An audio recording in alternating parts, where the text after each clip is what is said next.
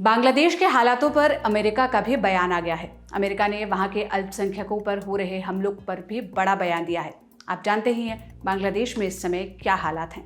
प्रधानमंत्री शेख हसीना का 5 अगस्त को पद से इस्तीफा हुआ, उन्हें देश छोड़कर जाना पड़ा। बांग्लादेश में बीते 2 दिन से जो कुछ हुआ उसके बारे में हम अलग अलग वीडियोस के जरिए आपको लगातार अपडेट्स दे रहे हैं। इन वीडियो का लिंक आपको डिस्क्रिप्शन बॉक्स में भी मिल जाएगा। इस बीच ये खबरें भी आ रही हैं कि हिंसा और आगजनी के बीच वहां उपद्रवियों ने अल्पसंख्यकों, जिसमें वहां के हिंदू समुदाय भी शामिल हैं, उनको निशाना बनाना शुरू कर दिया है। बांग्लादेश हिंसा में हिंदुओं को निशाना बनाए जाने पर भारत ने चिंता जताई है। राज्यसभा में विदेश मंत्री एस जयशंकर ने पूरे हालात को लेकर बयान दिया। इस बीच अमेरिका की ओर से भी बांग्लादेश में अल्पसंख्यकों पर हो रहे हमले पर चिंता जाहिर की गई। बांग्लादेश की राजधानी ढाका में स्थित अमेरिकी एम्बेसी ने सोशल मीडिया पर पोस्ट करते हुए इस मामले को लेकर अपना पक्ष रखा है। यूएस एम्बेसी ढाका की ओर से सोशल मीडिया प्लेटफॉर्म एक्स पर लिखा गया, अमेरिकी दूतावास ढाका के लोगों से बार बार शांति और अमन की अपील कर रहा है। हम बांग्लादेश में धार्मिक अल्पसंख्यकों और धार्मिक स्थलों पर हमलों की घटनाओं से चिंतित हैं।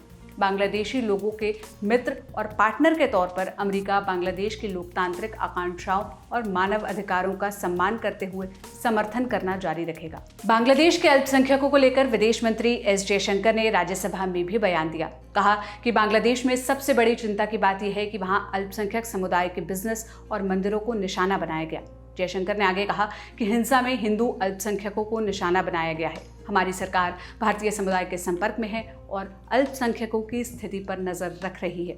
भारत की सरकार बांग्लादेश में भारतीय समुदाय के साथ अपने राजनयिकों के जरिए लगातार संपर्क में है और अल्पसंख्यकों की स्थिति को लेकर भी लगातार जानकारी जुटा रही है। वहाँ पर तकरीबन 19,000 भारतीय रहते हैं, जिनमें से 9,000 स्टूडेंट्स हैं। जुलाई में हाई कमीशन की सलाह के बाद बड़ी संख्या में स्टूडेंट्स वहाँ से वापस भी लौटे हैं।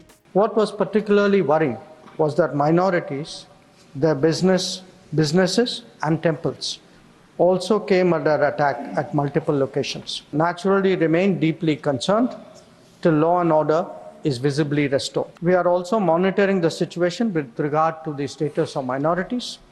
There are reports of initiatives by various groups and organizations to ensure their protection and well-being. We welcome that, but will naturally remain deeply concerned till law and order is visibly restored.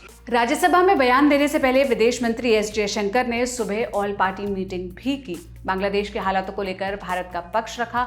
All party meeting में विपक्ष की तरफ से ये भी पूछा गया कि क्या बांग्लादेश में एंटी इंडिया सेंटिमेंट्स भी दिख रहे हैं। इस पर सरकार ने जवाब दिया कि कुछ जगहों पर ऐसा दिखा है, पर जो भी सरकार आएगी वो भारत के साथ डील करेगी। इस मीटिंग में नेता विपक्ष की ओर से सरकार से यह भी सवाल पूछा गया कि इस हिंसा में किसी पाकिस्तानी या किसी अन्य देश का हाथ भी हो सकता है। इस पर विदेश मंत्री एस जयशंकर ने जवाब दिया कि बांग्लादेश की स्थिति अभी एक डेवलपिंग सिचुएशन है। हम हर एंगल से जांच कर रहे हैं, जिसमें ये एंगल भी शामिल है। आपके लिए ये खबर लिखी थी मेरी साथी सुप्रिया ने। मैं सोनल हूँ। बांग्लादेश से जुड़े मामले को लेकर जो भी अपडेट्स आएंगे हम लगातार आप तक पहुँचाते रहेंगे। आप इस मसले पर क्या राय रखते हैं कमेंट में ज़रूर बताइएगा। देश और दुनिया की तमाम खबरों के लिए लल्लन टॉप देखते रहिए। शुक्रिया।